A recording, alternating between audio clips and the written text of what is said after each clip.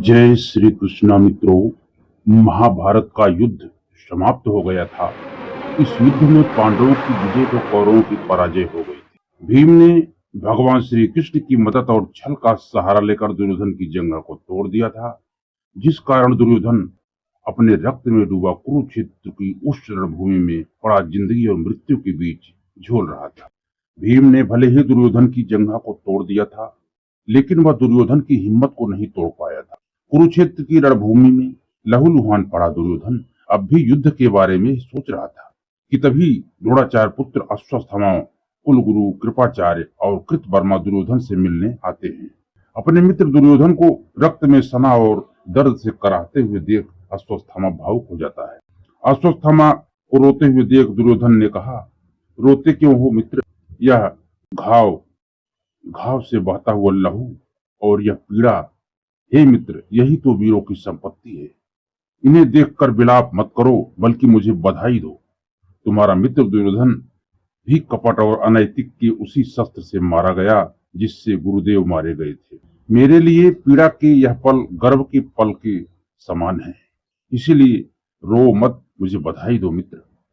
यह सुनकर अश्वत्थामा ने कहा, हे मित्र, युद्ध में चाहे विजय हो चाहे पराजय, मैं विजय में भी तुम्हारे साथ था और पराजय में भी तुम्हारे साथ हूँ। और तुम यह ना समझो कि तुम्हारे पास अभी सेना नहीं है।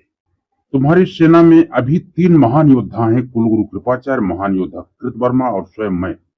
दुर्योधन दर्द में कराहते हुए बोला, मित्र, भले ही मेरे पास कोई राज्य नहीं है और ना ही कोई मेरी सेना शेष है, फिर भी हे मित्र, यह युद्ध अभी समाप्त नहीं हुआ है।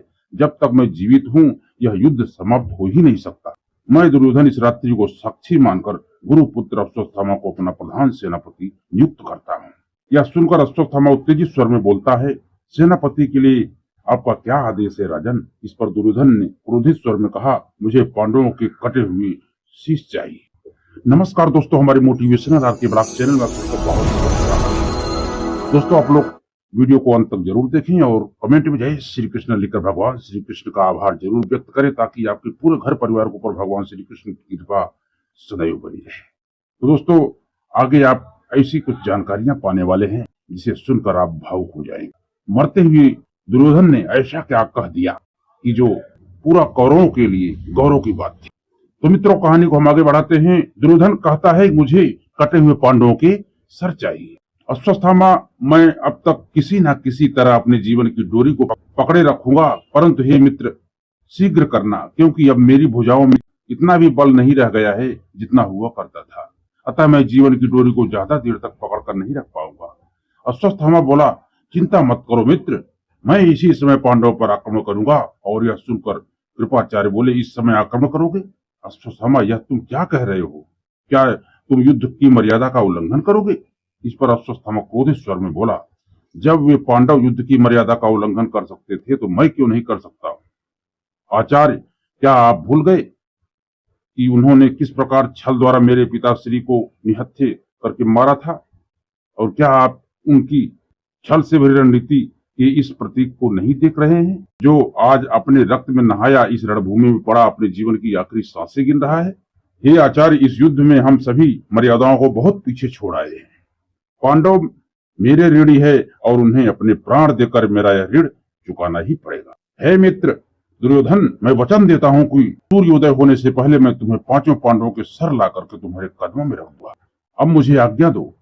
अश्वत्थामा दुर्योधन से आज्ञा लेकर पांडवों के शिविर की ओर चल पड़ता है। मित्रों, पांडवों के शिविर के चारों तरफ अंधेरा था, जिसका लाभ उठाकर अश्वत्थामा पांडवों के शिविर में प्रवेश कर जाता है और एक एक करके सोते हुए 5 पांडवों के सर को उनके धड़ से अलग कर देता है। लेकिन जब अश्वत्थामा पांडवों के मूल शरीर को देखता है तो पाता है कि वह मृत शरीर पांडवों के नहीं बल्कि उनके 5 पुत्रों के थे, जिनका वध वह निर्दयता से कर दिया था। मृत शरीर को देखकर अश्वत्थामा विलाप करने लगता है। दोस्तों, और मैंने यह क्या किया? मैंने 5 बालकों का वध कर डाला, मेरे हाथों यह क्या अनर्थ हो गया? मैंने तो दुर्योधन को वचन दिया था कि सूर्योदय होने से पहले मैं 5 पांडवों के सर ला कर दूंगा। अब मैं दुर्योधन को क्या उत्तर दूंगा? यह सोचते हुए गुरुपुत्र अश्वत्थामा दुर्योधन के पास पहुंचते हैं और बोलते हैं, मित्र, मैं 5 पांडवों का सर ले आया। यह सुनकर दुर्योधन बहुत प्रसन्न हुआ और बोला, हे मित्र, तुम्हारा धन्यवाद देने के लिए मेरे पास शब्द नहीं है। मरते हुए अपने इस मित्र का नतमस्तक प्रणाम स्वीकार करो और मुझे सबसे पहले उस अभिमानी भीम का सर ला कर दो। अश्वत्थामा ने कहा, लो।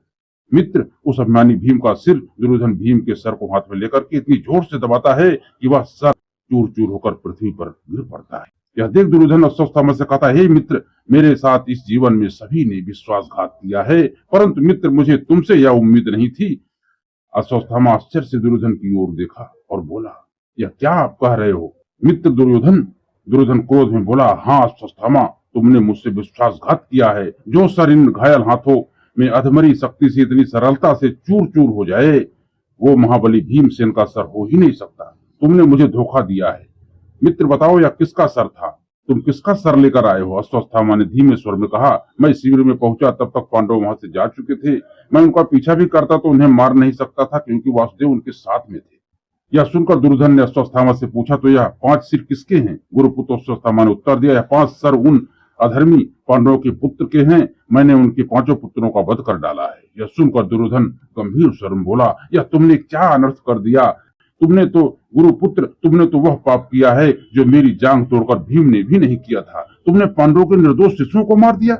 तुमने पांडवों के पुत्रों को नहीं, कुरुवंश को समाप्त कर दिया है। हे गुरुपुत्र, मेरा युद्ध केवल पांडवों के साथ था और मुझे उनसे शत्रुता का न तो दुख है और न ही पश्चाताप, किंतु इन पांडवों के निर्दोष शिशुओं से मेरा कोई वैर नहीं था। हे मित्र, आने वाला इतिहास केवल इतना जानेगा कि दुर्योधन की हत्या भीम ने जंघा तोड़कर नहीं की थी, किंतु यह सत्य तुम्हारे और मेरे बीच ही रहेगा कि दुर्योधन की हत्या भीम ने नहीं, तुमने की।